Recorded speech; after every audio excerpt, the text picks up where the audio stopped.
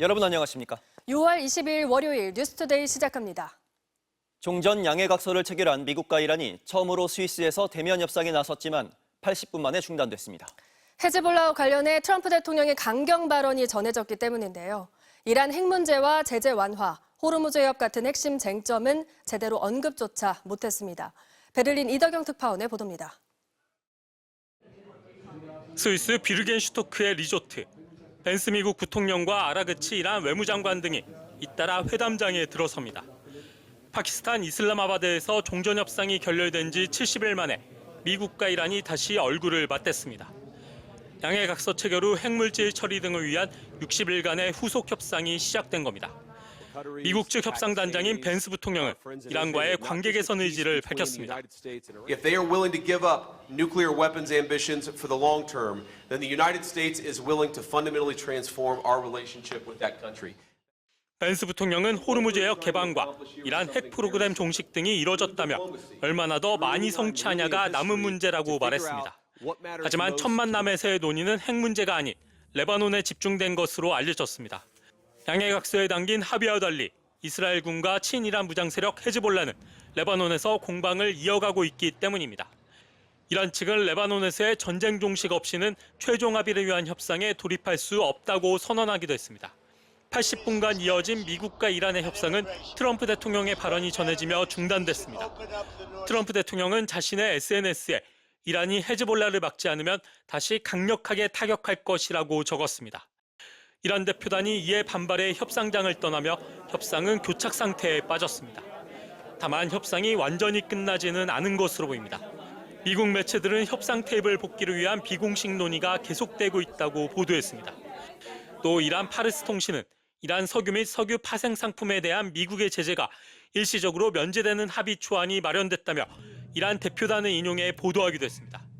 베를린에서 MBC 뉴스 이덕영입니다. 청와대 민정수석과 홍보수석, 사회수석 등 수석급 참모진 5명이 교체됐습니다. 검찰개혁을 완수할 민정수석에 검사 출신이 임명된 데다 서울 동부지검장 당시 문재인 정부 환경부 블랙리스트 수사를 지휘했던 이력까지 알려지면서 일부 우려도 나왔습니다. 김정우 기자입니다. 순방 직후 속도감 있는 국정을 위한 2기 체제 구상을 전하며 개각과 참모진 개편 필요성을 언급했던 이재명 대통령. 앞으로는 기획된 새로운 일들을 제대로 추진하는 기간이 되지 않을까 싶어요. 그래서 거기에 맞는 자원들로 다시 구성을 해야 되지 않을까 생각. 기자회견 이틀 만에 이 대통령이 청와대 수석급 참모진 11명 가운데 5명의 중폭 인사 개편에 나섰습니다. 홍보소통수석에는 30년 경력 언론인 출신인 성기홍 전 연합뉴스 대표이사를 발탁했는데 청와대는 보도 책임자로서의 균형감과 판단력을 지닌 인사라고 평가했습니다.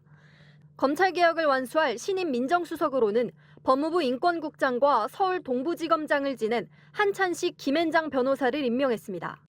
국정 2년차 공직사회의 책임성을 강화하고 중수청과 공수청 신설 등 검찰개혁을 차질 없이 완수할 것입니다. 사회수석에는 보건의료 전문가이자 민주노총 수석 부위원장 출신인 김경자 우석대 개건교수를 임명했고 국가안보실 1차장에 강건작 대통령직 속 미래국방전략위원회 위원, 3차장엔 송기호 현 경제안보비서관을 각각 선임했습니다.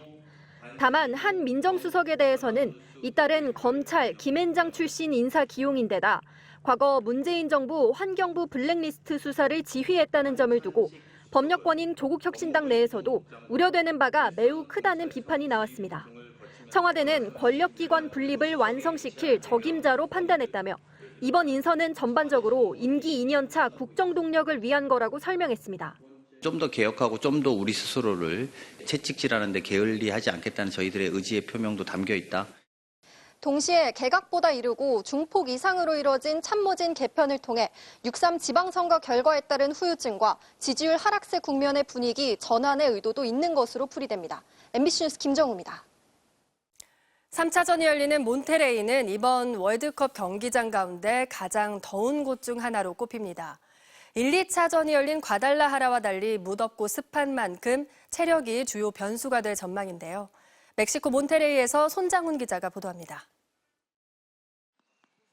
대표팀은 해발 1570m에 위치한 과달라라에서 고지대 적응에 초점을 맞추며 1, 2차전을 치렀습니다. 하지만 사흘 뒤 남아공과 3차전을 벌이는 몬테레이는 완전히 다릅니다.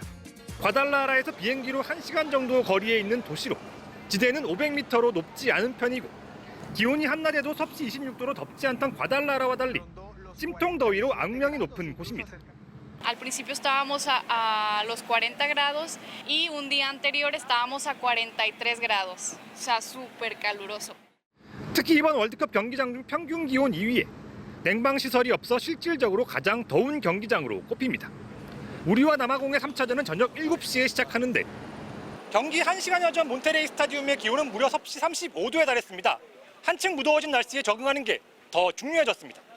Guadalajara, it's not that hotter and it's drier.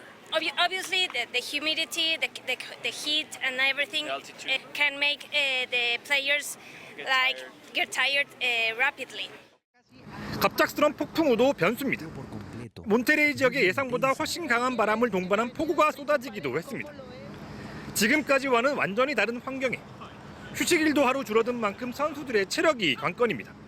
경기 중 수분 보충 시간을 잘 활용하는 것도 중요한 변수가 될 전망입니다. 한편 해발 2,450m의 고지대인 파추카의 베이스 캠프를 차린 남아공은 휴식일 없이 훈련에 집중했습니다. 몬테레이에서 MBC 뉴스 손장훈입니다. 대전에서 음주운전 차량이 중앙선을 넘으면서 마주오던 차량을 들이받아 5명이 다쳤습니다. 충남 녹도 인근 바다에선 여객선이 고장나 멈춰서면서 35명이 구조됐습니다. 밤사이 사건 사고 최다은 기자입니다. 검은색 외제차의 왼쪽 범퍼가 충격으로 움푹 파였습니다. 또 다른 승용차는 앞범퍼가 형체를 알아보기 힘들 정도로 부서졌습니다. 어제 저녁 8시 20분쯤 대전 서구의 한 오거리에서 30대 여성이 술에 취해 외제차를 몰고 중앙선을 넘어 마주오던 승용차와 충돌했습니다. 피해 차량이 뒤따르던 택시에도 부딪히면서 승용차와 택시 운전자 등 모두 5명이 경상을 입었습니다. 사고를 낸 30대 여성은 자녀 2명을 태우고 음주운전을 한 것으로 조사됐습니다. 고속도로에 앞유리가 파손된 관광버스 한 대가 서 있고 경찰이 도로를 통제합니다. 어제 저녁 6시쯤 경남 함양군 광주대구 고속도로에서는 화물차가 콘크리트 중앙분리대를 들이받았습니다.